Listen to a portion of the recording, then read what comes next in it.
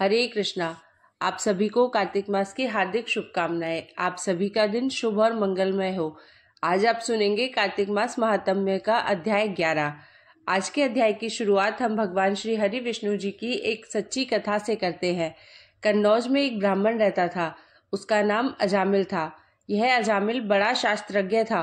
शील, सदाचार और सद्गुणों का तो यह खजाना ही था। ब्रह्मचारी, विनयी, जितेंद्रिय, सत्यनिष्ठ, मंत्रवेत्ता और पवित्र भी था। इसने गुरु, संत, महात्माओं सबकी सेवा की थी। एक बार अपने पिता के आदेश अनुसार वह वन में गया और वहां से फल, फूल, समिधा तथा कुश लेकर घर के लिए लौटा। लौटते समय इसने देखा कि एक व्यक्ति मदिरा पीकर किसी वैश्या के साथ विहार कर रहा है। वैश्या भी शराब पीकर मतवाली हो रही है। अजामिल ने पाप किया नहीं, केवल आंखों से देखा और काम के वश हो गया। अजामिल ने अपने मन को रोकने की बहुत कोशिश की, लेकिन नाकाम रहा।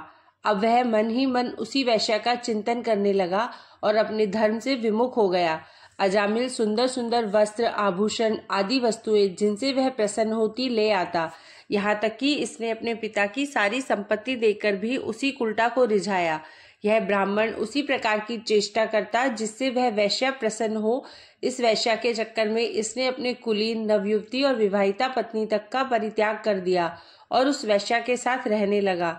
इसने बहुत दिनों तक वैश्या के मल समान अपवित्र अन्न से अपना जीवन व्यतीत किया और अपना सारा जीवन ही पापमय कर लिया।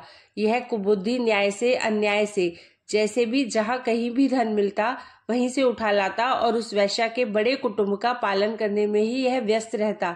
चोरी से, जुआ से और धोखाधड़ी से अपने परिवार का पेट पालता था। एक बार कुछ संत इसके गांव में आए।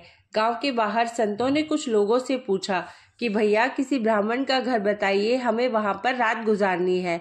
इन लोगों ने संतों के साथ मजाक किया और कहा, संतों, हमारे गांव में तो एक ही श्रेष्ठ ब्राह्मण है जिसका नाम है अजामिल, और इतना बड़ा भगवान का भक्त है कि गांव के अंदर नहीं रहता, गांव के बाहर ही रहता है। अब संत जन अजामिल के घर पहुंचे और दरवाजा खटखटाया। भक्त अजामिल, दरवाजा खोलो।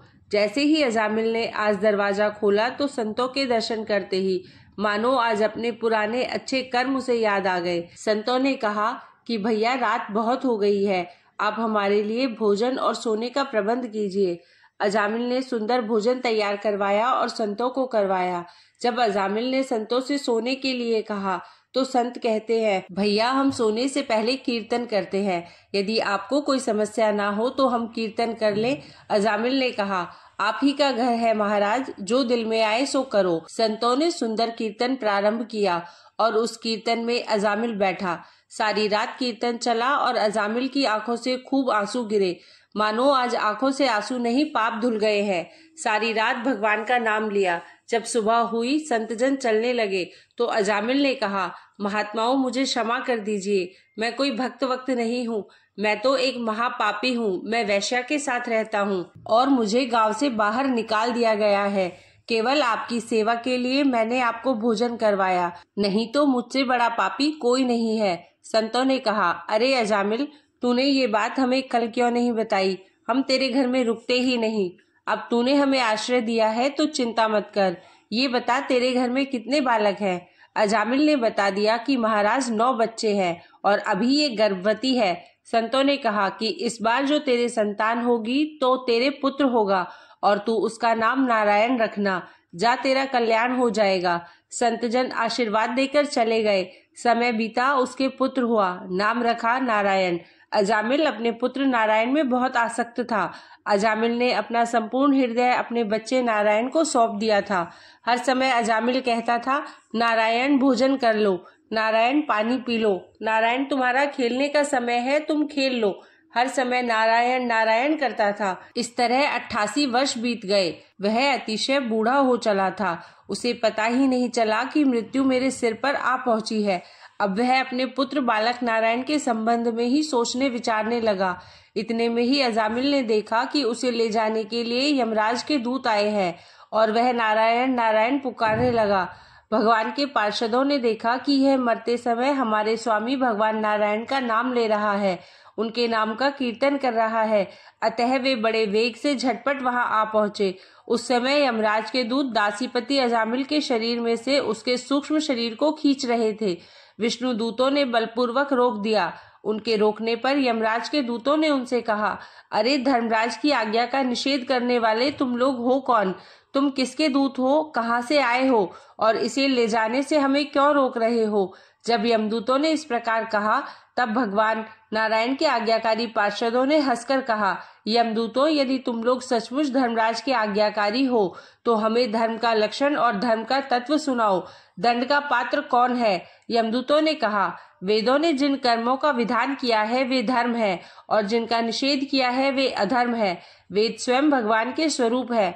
वे उनके स्वाभाविक श्वास प्रश्वास एवं स्वयं प्रकाश ज्ञान है, ऐसा हमने सुना है। पाप कर्म करने वाले सभी मनुष्य अपने अपने कर्मों के अनुसार दंडनीय होते हैं। भगवान श्री हरि विष्णु जी के पार्षदों ने कहा, यमदूतों, यह बड़े आश्चर्य और खेद की बात है कि धर्मज्ञों की सभा में अधर्म प्रवेश कर रहा है, क्योंकि वहां निरपराध और अदंडनीय व्यक्तियों को व्यर्थ ही दंड दिया जाता है। यमदूतों, इसने कोटि कोटि जन्मों की पाप राशि का पूरा पूरा प्रायश्चित कर लिया है, क्योंकि इसने विवश होकर ही सही भगवान के परम कल्याण में नाम का उच्चारण तो किया है। जिस समय इसने नारायण इन 4 अक्षरों का उच्चारण किया, उसी समय केवल उतने से ही इस पापी के समस्त पापों का प्रायश्चित हो गया। चोर, शराबी, मित्रद्रोही, ब्रह्मघाती, गुरु पत्नीगामी, ऐसे लोगों का संसर्गी, स्त्री, राजा, पिता और गाय को मारने वाला, चाहे जैसा और चाहे जितना बड़ा पापी हो, सभी के लिए यही इतना ही सबसे बड़ा प्रायश्चित है कि भगवान के नामों का जाप किया जाए, क्योंकि भगवान नामों के उच्चारण से मनुष्य की बुद्धि भगवान के गुण, लीला और स्वरूप में रम जाती है और स्वयं भगवान की उसके प्रति आत्मीय बुद्धि हो जाती है। तुम लोग अजामिल को मत ले जाओ, इसने सारे पापों का प्रायश्चित कर लिया है, क्योंकि इसने मरते समय भगवान के नाम का उच्चारण किया है। इस प्रकार भगवान के पार्षदों ने भागवत धर्म का पूरा पूरा निर्णय सुना दिया और अजामिल को यमदूतों के पास से छुड़ाकर मृत्यु के मुख से बचा लिया। भगवान की महिमा सुनने से अजामिल के हृदय में शीघ्र ही भक्ति का उदय हो गया। अब वह अपने पापों को याद करके बड़ा पश्चाताप करने लगा। अजामिल मन ही मन सोचने लगा, अरे मैं कैसा इंद्रियों का दास हूँ। मैंने एक दासी के गर्भ से पुत्र उत्पन्न करके अपना ब्राह्मणत्व नष्ट कर दिया। यह बड़े दुख की बात है। धिक्कार है, मुझे बार बार धिक्कार है। मैं संतों के द्वारा निंदित हूँ, पापात्मा हूँ। मैंने अपने कुल में कलंक का टीका लगा दिया। मेरे माँ बाप बूढ़े और तपस्वी थे, मैंने उनका भी परित्याग कर दिया। मैं कितना कृतज्ञ हूँ। मैं अब अवश्य ही अत्यंत भयावने नरक में गिरूंगा, जिसमें गिरकर धर्मघाती, पापात्मा, कामी पुरुष अनेकों प्रकार की यम यातना भोगते हैं। कहाँ तो मैं महाकपटी, पापी, निर्लज और ब्रह्म तेज को नष्ट करने वाला, तथा कहाँ भगवान का वह परम मंगलमय नारायण नाम। सचमुच मैं तो कृतार्थ हो गया। अब मैं अपने मन, इंद्रिय और प्राणों को वश में करके ऐसा प्रयत्न करूंगा कि फिर अपने को घोर अंधकार में नरक में ना डालूं। मैंने यमदूतों से डर के अपने पुत्र नारायण को पुकारा और भगवान के पार्षद प्रकट हो गए। यदि मैं वास्तव में नारायण को पुकारता तो क्या आज श्री नारायण मेरे सामने प्रकट नहीं हो जाते? अब अजामिल के चित्त में संसार के प्रति तीव्र वैराग्य हो गया। वे सबसे संबंध और मोह को छोड़कर हरिद्वार चले गए। उस देव स्थान में जाकर वे भगवान के मंदिर में आसन पर बैठ गए और उन्होंने योग मार्ग का आश्रय लेकर अपनी सारी इंद्रियों को अन्य विषयों से हटाकर मन भगवान श्री हरि विष्णु में लीन कर लिया और मन को बुद्धि में मिला दिया। इसके बाद आत्मचिंतन के द्वारा उन्होंने बुद्धि को विषयों से पृथक कर लिया तथा भगवान के धाम अनुभव स्वरूप पर ब्रह्म में जोड़ दिया। इस प्रकार जब अजामिल की बुद्धि त्रिगुणमय प्रकृति से ऊपर उठकर भगवान के स्वरूप में स्थित हो गई, तब उन्होंने देखा कि उनके सामने ही वे चारों पार्षद जिन्हें उन्होंने पहले देखा था खड़े हैं। अजामिल ने सिर झुकाकर उन्हें नमस्कार किया। उनका दर्शन पाने के बाद उन्होंने उस तीर्थ स्थान में गंगा के तट पर अपना शरीर त्याग दिया और तत्काल भगवान के पार्षदों का स्वरूप प्राप्त कर दिया। अजामिल भगवान के पार्षदों के साथ स्वर्णमय विमान पर आरूढ़ होकर आकाश मार्ग से भगवान लक्ष्मीपति के निवास स्थान वैकुंठ को चले गए। जय श्री कृष्णा, जय श्री राधे। अब आइए आगे के अध्याय का रसपान करते हैं। इससे पहले की वीडियो में आपने सुना था कि किस प्रकार एक राक्षसी को तुलसी मिश्रित जल स्पर्श करने से प्रेत योनि से मुक्ति मिल गई थी। राजा पृथु ने हाथ जोड़कर देवर्षि नारद जी से कहा, हे महाराज, अब भगवान की पूजा का महात्म्य सुनाने की कृपा कीजिए। तब नारद जी बोले, हे राजा पृथु, जो मनोविनोद अर्थात हंसी में भी भजन करता है उसको परम पद प्राप्त होता है। जो श्रद्धा युक्त होकर भजन करता है उसके महात्म्य का वर्णन नहीं किया जा सकता। इस संबंध में मैं एक अति प्राचीन इतिहास सुनाता हूँ, ध्यान पूर्वक सुनो। नारद जी ने कहा, कलिंद पर्वत पर दीर्घपुर नामक नगर में सुबाहु नाम का एक अत्यंत धर्मात्मा राजा राज्य करता था। वह प्रजा का पुत्र के समान पालन करता था। उसके धूम्रकेश नाम का एक पुत्र था जो अत्यंत दुराचारी, पर स्त्रीगामी, चोर तथा जुआरी था। पुत्र के दुराचरणों को देखकर राजा सुबाहु ने उसे अनेक बार ताड़नाएं दी, परंतु वह किसी प्रकार नहीं माना। एक दिन खेलते हुए उसकी गेंद छोटी रानी के महल में जा गिरी। जब वह गेंद लेने के लिए महल में गया तो उसकी विमाता छोटी रानी उस पर मोहित हो गई और उन दोनों ने कामांध होकर भोग विलास किया। जब राजा को इस बात का पता चला तो राजा ने धूम्रकेश को प्राण दंड तो नहीं दिया, परंतु उसे अपने राज्य से बाहर निकाल दिया। अब राजकुमार वन में रहकर प्रतिदिन मांस मदिरा खाता पीता तथा रात्रि को वैश्याओं के यहाँ निवास करता। चोरी आदि करके जो भी धन वह प्राप्त करता सब वैश्याओं को दे देता। इस प्रकार अनेक वर्ष व्यतीत हो गए। एक समय वह भटकते भटकते वृंदावन में पहुंच गया। वृंदावन में धूम्रकेश ने सत्यव्रत नामक एक परम विष्णु भक्त को देखा, जो अपना घर बार छोड़कर कार्तिक मास में वृंदावन में रहकर भगवान का पूजन करता तथा केवल कंद मूल और फल खाता था। वह भक्त प्रतिदिन भगवान से प्रार्थना करता, हे भगवान, इस दुख रूपी संसार में डूब रहे मुझ दीन की आप रक्षा करें। मैं राधा जी सहित आपको बारंबार नमस्कार करता हूँ। प्रेम मग्न होकर वह कभी कभी रोने, कभी गाने और कभी नाचने लगता था। धूम्रकेश ने उस भक्त की जब ये क्रियाएं देखी तो रात्रि को वैश्या के घर आकर मिट्टी की एक मूर्ति बनाकर वैसे ही सब कृत्य किए और अंत में स्तुति आदि करके वैश्या के घर में ही सो गया। देवयोग से राजा के दूत भी उसी समय वहां आ गए और उनके हाथ से धूम्रकेश मारा गया। यमदूत उसको महापापी समझकर मारते हुए पकड़कर यमराज के पास ले गए। धूम्रकेश को देखते ही यमराज अपने सिंहासन से खड़े हो गए और पाद्य, अर्घ्य आदि देकर उसका सत्कार किया। फिर अपने दूतों को फटकारते हुए कहा, तुमको धिक्कार है। जब हमने यह आज्ञा दी है कि विष्णु भक्तों को यहाँ पर मत लाओ, फिर धूम्रकेश को यहाँ पर क्यों लाए? उसने कार्तिक मास का व्रत वृंदावन धाम में चाहे हास्य ही में किया, फिर भी वह वैकुंठ में जाने का अधिकारी है। वैकुंठ में भेजने के पूर्व यमराज ने धूम्रकेश को अपने निकट बैठाकर कहा, भगवान की भक्ति 9 प्रकार की है। उनकी कथा सुनने से राजा परीक्षित, कीर्तन से शुकदेव, स्मरण से प्रहलाद, पाद सेवा से लक्ष्मी, पूजा से पृथु, वंदना से अक्रूर, दास्य भाव से अर्जुन तथा आत्मनिवेदन से राजा बलि जिस प्रकार परम पद को प्राप्त हुए हैं, उसी प्रकार चाहे हास्य से ही तुमने भगवान की पूजा की, मगर फिर भी तुम स्वर्ग के अधिकारी हो। यद्यपि अपने जीवन में किए गए पापों और दुष्कर्मों के कारण तुम घोर नरक के अधिकारी थे, परंतु क्योंकि तुमने कार्तिक मास में भगवान की पूजा की है, अतः अब निश्चय ही तुम्हें वैकुंठ प्राप्त होगा। कार्तिक मास में की गई भगवान की पूजा निरर्थक नहीं जाती। जहाँ पर भगवान शालिग्राम है वहीं पर गंडकी नदी तथा अन्य तीर्थ है। धूम्रकेश को शास्त्रों का कुछ भी ज्ञान नहीं था, अतः उसने हाथ जोड़कर यमराज से पूछा, हे स्वामी, भगवान सब नदियों को छोड़कर गंडकी को कैसे प्राप्त हुए? कृपा करके मुझे बतलाइए। यमराज ने कहा, किसी समय वेदशिरा नामक ऋषि सब लोगों के हित की कामना से गंगा जी के तट पर तपस्या कर रहे थे। उनके इस घोर तप से भयभीत होकर इंद्र ने ऋषि की तपस्या भंग करने के लिए मंजू घोषा नाम की अप्सरा को भेजा। मंजू घोषा उस रमणीक स्थान में क्रीड़ा करती हुई अपने रूप और यौवन का प्रदर्शन करके हाव भाव दिखाने लगी। फिर उसी स्थिति में उसने मुनि के चरणों का स्पर्श किया तो उनके रोमांच खड़े हो गए। तत्पश्चात मुनि को अपने वशीभूत जान मंजू घोषा ने अपनी दोनों भुजाएं उनके गले में डाल दी। तब क्रोधित होकर मुनि ने श्राप दिया कि तुम मुझे इस संसार सागर में डालने के लिए उद्यत हुई हो, इसलिए नदी बन जाओ। मुनि का श्राप सुनकर मंजू घोषा रोने और बिलखने लगी।